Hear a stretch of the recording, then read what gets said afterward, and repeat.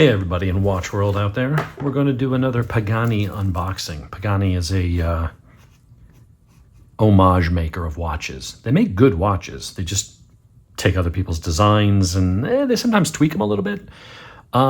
They do put their own name on it and stuff like that, so it's not counterfeit. They're not trying to pass it off as a real Rolex or, an Omega or whatever it is.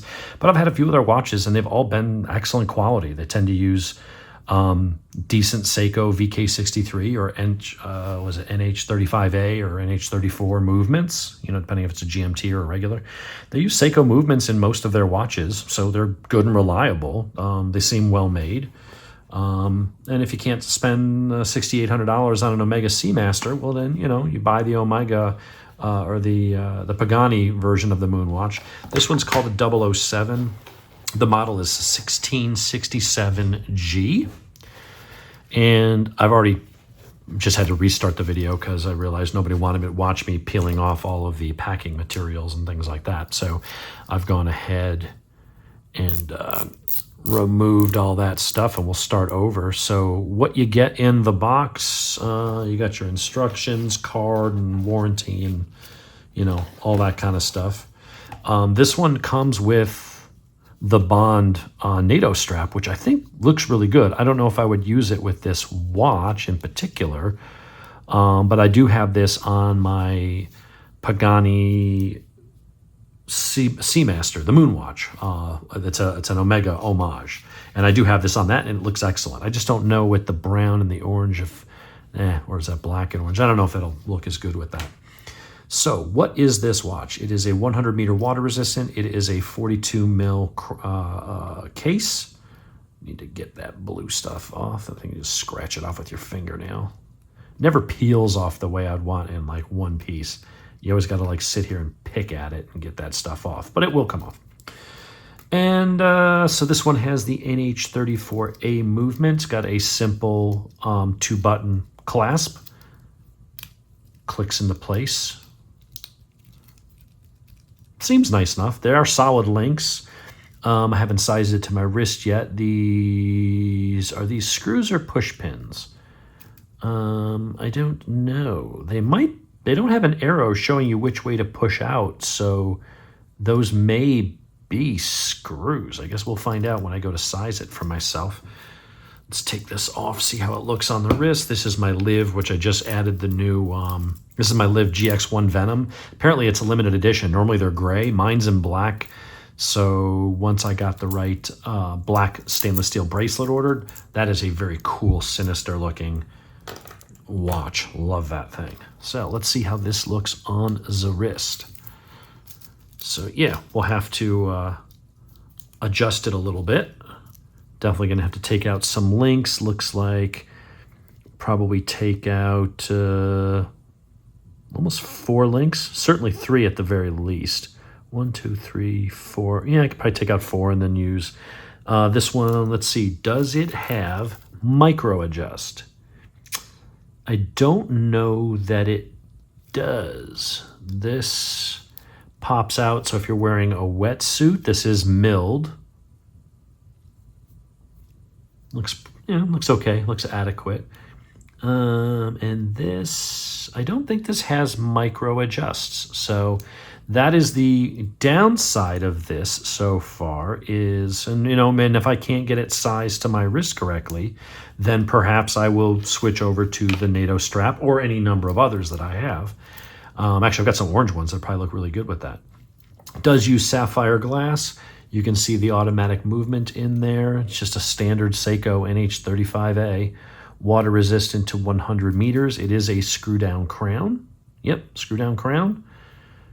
And what is today's date? The 9th. We can go ahead and the clicks are decent. So let's see. Is that winding the watch?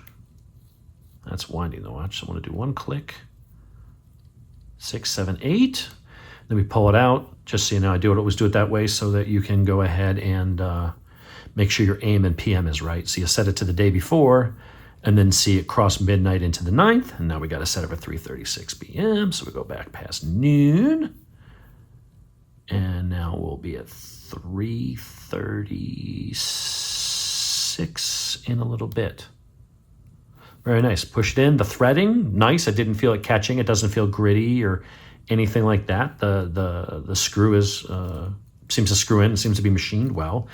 It's a 42 mil, which is about as small as I like to go.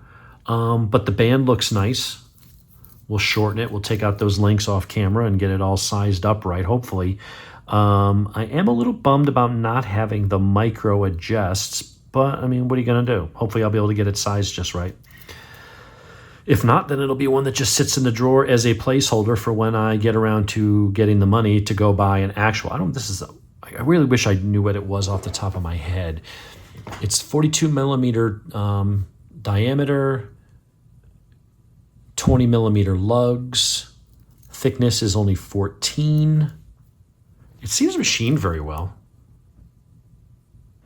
It has a sense of niceness to it. I mean, there's flex in this, although it doesn't necessarily bother me once it's on the wrist and it's sized properly. It just flexes when your arm moves, and to me, I actually like the little bit of flex, as long as it's not pulling on the hair and stuff like that. But they are solid links, so they feel good. Like it's got some heft to it. Not as heavy as this beast, but that's a much bigger watch. But it's a very pretty watch. Like, that's a watch I think that looks good. The lume on it, let's see. I mean, I'm in a bright room here, so I don't have the ability to make it dark. Well, lume's bright.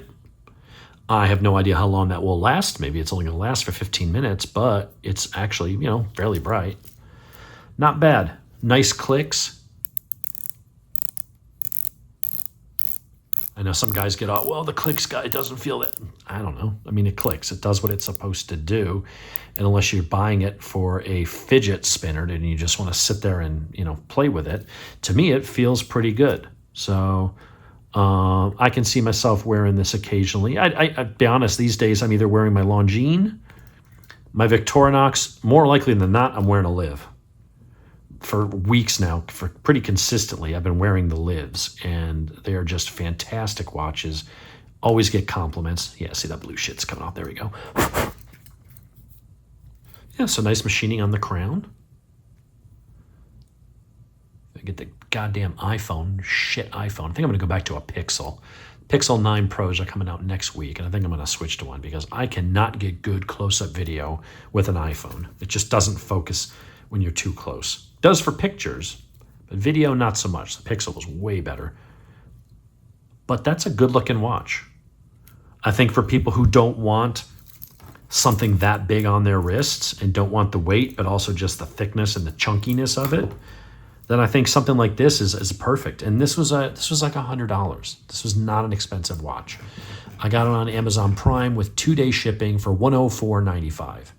What you get is a nice solid steel bracelet that does not have hollow links.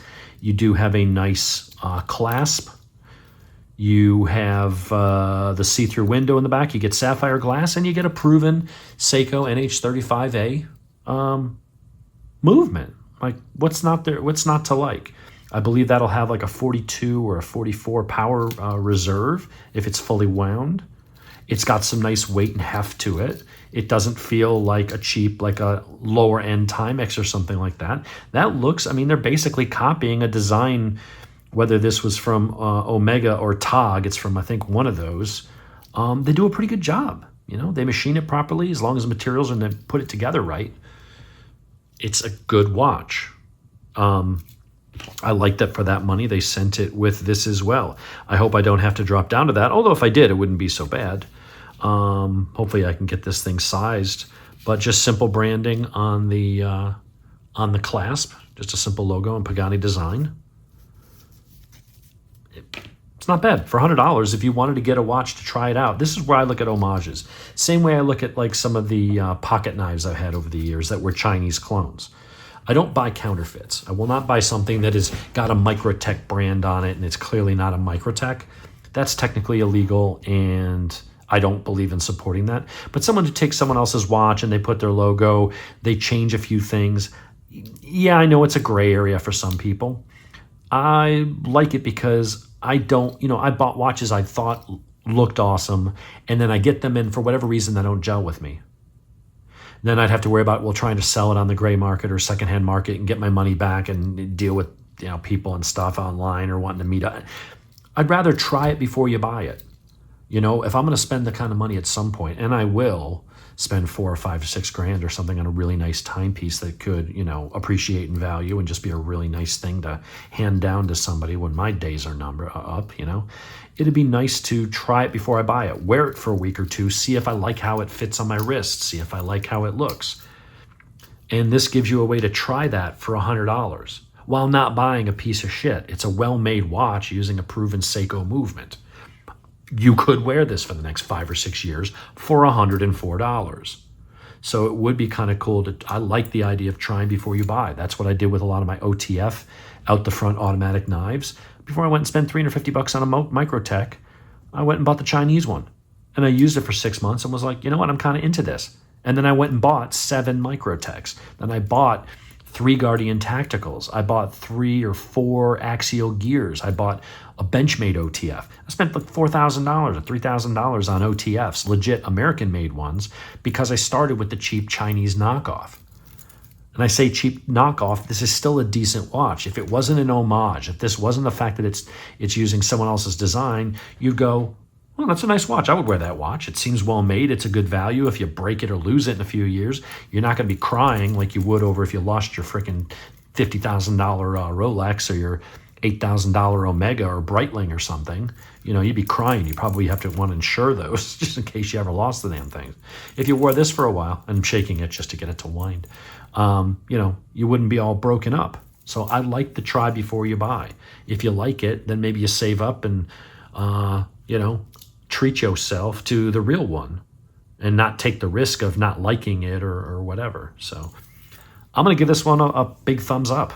On a scale of 1 to 10 for execution, it seems like an 8 or a 9. I mean, I can't spot anything wrong with it. There's no weird gaps in the in where the band meets. It doesn't wiggle around up there. It should fit nice as long as I can. I mean, that would be the only thing is I wish that nobody uses the wetsuit thing. No one's buying this watch and going scuba diving with it and needs the wetsuit expansion links to pop out and, to do that. I would rather get rid of that and have the damn micro adjusts, because I've had issues with some watches where one link too many and it's too tight, you put it back in and it's way too loose. You need that fine-tuning ability. I needed that here for the Live. So we'll see. That could be the only thing I'll possibly knock it, but I'm going to go size this and wear it and put it up against my other Paganis and see what I like. But as far as if you don't mind it being an homage, it's a nice watch. That's what it comes down to. Is it a nice watch? Yes, it is. It feels good. I know it's got a good, reliable Seiko movement. What else is there to say? It is what it is. If you don't like the idea of homages, then by all means, don't buy one. Go buy something else. There's certainly no shortage of choices in today's world. So there you have it. 1667-G from Pagani Design.